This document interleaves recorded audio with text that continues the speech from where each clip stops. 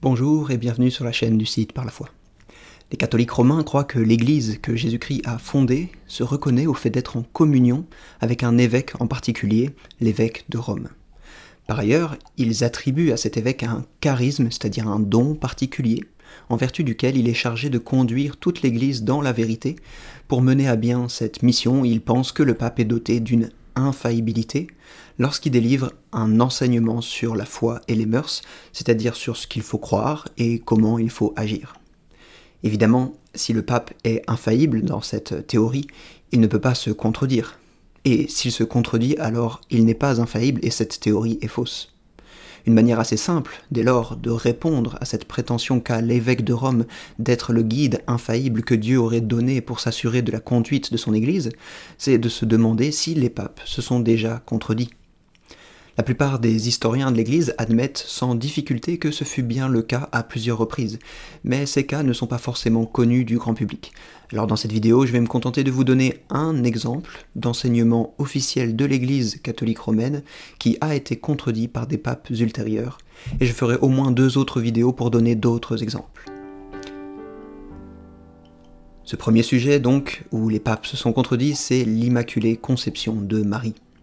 L'Immaculée Conception, il faut le préciser tout de suite, ce n'est pas croire que Jésus est né d'une vierge. Ça, c'est la conception virginale, et tous les chrétiens croient ça, quelle que soit leur confession. La conception, dans l'expression Immaculée Conception, c'est celle de Marie, et non pas de Jésus. L'Immaculée Conception, ce n'est pas simplement croire que Marie a vécu sans péché, ni même qu'elle a été purifiée du péché originel, mais plus encore qu'elle n'a jamais été touchée par le péché. Elle en a été préservée dès sa conception. Une conception immaculée donc. Ce dogme, promulgué au XIXe siècle, est contesté tant par les orthodoxes que les protestants qui considèrent que seul Jésus a totalement été sans péché dès sa conception. Eh bien, ce dogme a non seulement été totalement absent de toute l'Antiquité chrétienne, mais aussi combattu au Moyen-Âge par Thomas d'Aquin, Anselme de Cantorbéry, Bernard de Clairvaux, saint Antoine de Padoue, Pierre Lombard, Jean Belette, Albert le Grand, Bonaventure, Richard de Menneville, Antonin de Florence, le cardinal Cajetan, Vincent de Castronovo, Catherine de Sienne, Alvarus Pélagus, Guillaume d'Occam, Guillaume Durand de Saint-Pourçain, Gilles de Rome, Guillaume de Metz, Hugues de Saint-Cher, Alexandre de Halle, Pierre de Poitiers, Amédée de Lausanne. Bref, comme disait Bonaventure au XIIIe siècle, jamais aucun de ceux que nous avons entendus de nos oreilles n'a affirmé que la Vierge Marie était exempte du péché originel. Si vous voulez vous en assurer, j'ai compilé dans un article dont le lien se trouve en description les écrits de plus de 200 pères de l'Église et théologiens médiévaux contre l'Immaculée Conception, avec les textes en langue originale, ainsi que les analyses de dizaines d'historiens catholiques, protestants, orthodoxes et laïcs sur le sujet. Mais cette vidéo concerne spécifiquement les papes. Alors y a-t-il des papes qui ont enseigné par le passé que Marie n'était pas exempte du péché originel ? Ou, dit autrement, certains ont-ils enseigné que Jésus était le seul à en être exempt? Eh bien, très clairement oui, mais je ne vous demande pas de me croire sur parole, alors je vais vous montrer les extraits en question. Le premier pape que nous allons aborder, c'est Léon le Grand. Alors, Léon écrit à une époque où il serait impropre de parler de l'évêque de Rome comme d'un pape, au sens où l'entendent les catholiques, comme j'aurai, j'espère, l'occasion de le montrer dans d'autres vidéos, mais puisque les catholiques le considèrent comme un pape, considérons ce qu'il dit sur ce sujet. Notre Seigneur et destructeur du péché, dit-il, n'en a trouvé aucun qui fût sans dette, et il est donc venu tous nous libérer. Ce que nous lisons à propos de toutes les autres nativités, c'est-à-dire toutes les autres conceptions, toutes les autres naissances, est véritablement étranger à celle-ci. Personne n'est exempt de tâches, pas même le nourrisson qui n'a vécu qu'un seul jour sur la terre. Il n'y a donc rien de la convoitise de la chair qui soit passé dans cette nativité sans pareil, rien de la loi du péché qui y soit entré. Si Marie était exempte du péché, serait-elle vraiment sans pareil, cette nativité ? En effet, la terre, qu'est la chair humaine, maudite par le premier transgresseur, n'a produit qu'en se rejetant de la Sainte Vierge une semence bénie et exempte de la faute originelle. Donc il dit que la chair humaine, l'humanité, n'a produit qu'en Jésus-Christ une semence exempte de la faute originelle, un enfant exempt du péché originel. Par ailleurs, dit-il, la génération naturelle ne permettrait pas une naissance pure. Je rappelle que Léon, comme les protestants, comme nous, comme tous les chrétiens, croient que Jésus n'est pas né par génération naturelle, mais par la vertu du Saint-Esprit, par la conception d'une vierge. Et ce qu'il dit, c'est que la génération naturelle, un enfant qui naîtrait d'un père et d'une mère, ne permettrait pas une naissance pure. Et il ne pouvait y avoir de descendance sans semence à partir de notre souche défectueuse, à propos de laquelle l'Écriture dit « Qui peut faire concevoir une chose pure à partir d'une semence impure? N'est-ce pas toi seul ?» Et donc, comme on croit que Marie a été conçue d'un père et d'une mère, et comme Léon le Grand le croyait, il est logique de conclure qu'il croyait aussi que Marie ne pouvait pas être exempte de la faute originelle. Mais il le dit plus clairement dans un autre texte que je vous invite à considérer dès maintenant. Il est né d'une manière nouvelle, il, c'est-à-dire Jésus, car la virginité inviolée, ignorant la concupiscence, a fourni la matière de sa chair. De la mère du Seigneur est assumée la nature, mais non la faute. Donc ce que dit Léon le Grand, c'est que Jésus a pris la nature de Marie, mais pas la faute de Marie. Il suppose donc que Marie avait une faute, ne serait-ce que la faute originelle.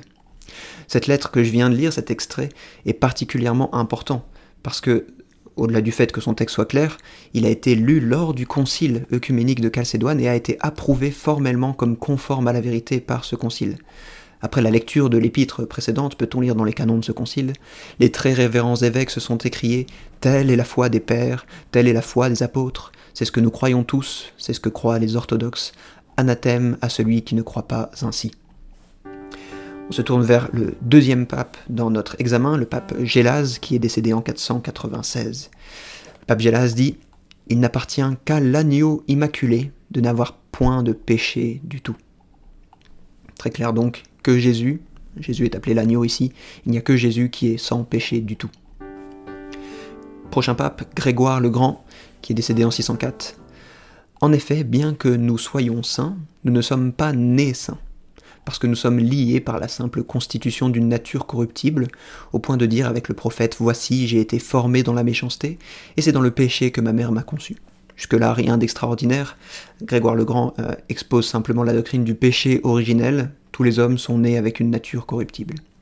Et il poursuit en disant « Mais seul est vraiment né saint, celui qui, pour mieux tirer parti de cette même constitution d'une nature corruptible, n'a pas été conçu par le concours d'une conjonction charnelle, ou, pour le dire plus simplement, n'a pas été conçu par un rapport sexuel. » Donc ce que dit Grégoire le Grand, c'est qu'il y en a un seul qui est né saint, c'est celui qui n'est pas né par un homme et une femme, c'est-à-dire Jésus-Christ qui est né d'une vierge. Ce n'est pas le cas de Marie.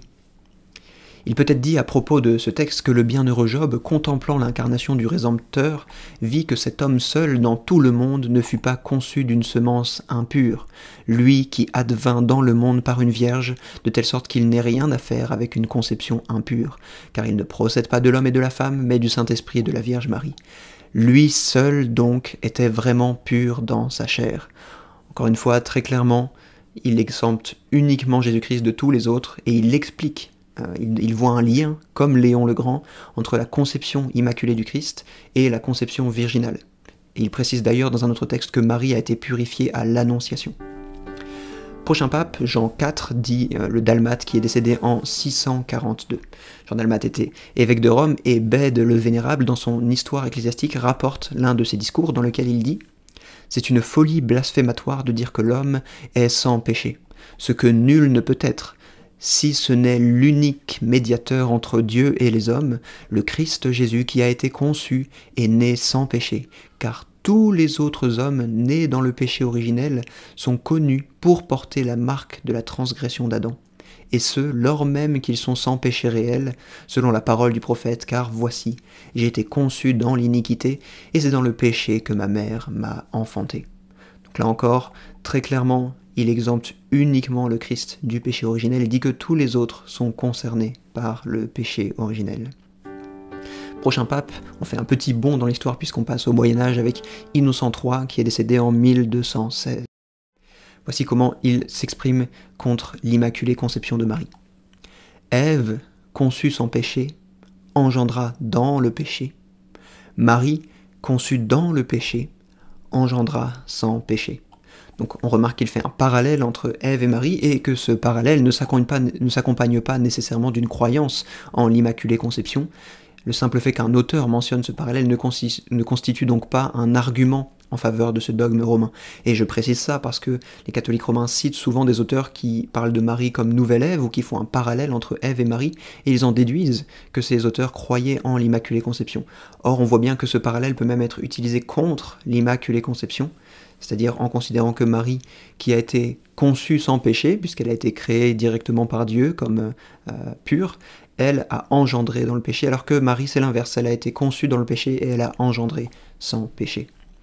Innocent III d'ailleurs enseigne lui aussi que Marie a été purifiée du péché originel en partie lorsqu'elle était dans le ventre de sa mère et puis en partie lors de l'Annonciation. Considérez cet extrait. Et le Saint-Esprit vint immédiatement sur elle.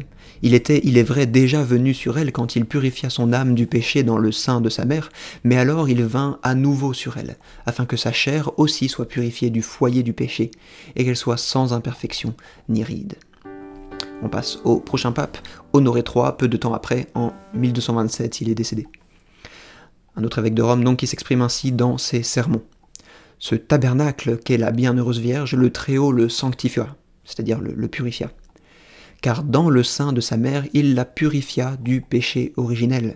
Car la Bienheureuse Vierge eut ce privilège d'être non seulement purifiée du péché, mais aussi, après cela, dans la conception de son Fils, d'être libérée du foyer du péché afin qu'elle ne puisse plus pécher. Donc on retrouve encore une fois l'idée ici que la Vierge a été purifiée 2 fois, une première fois dans le ventre de sa mère, et puis une deuxième fois à l'Annonciation, et il nous dit qu'à partir de l'Annonciation, elle n'a plus pu pécher.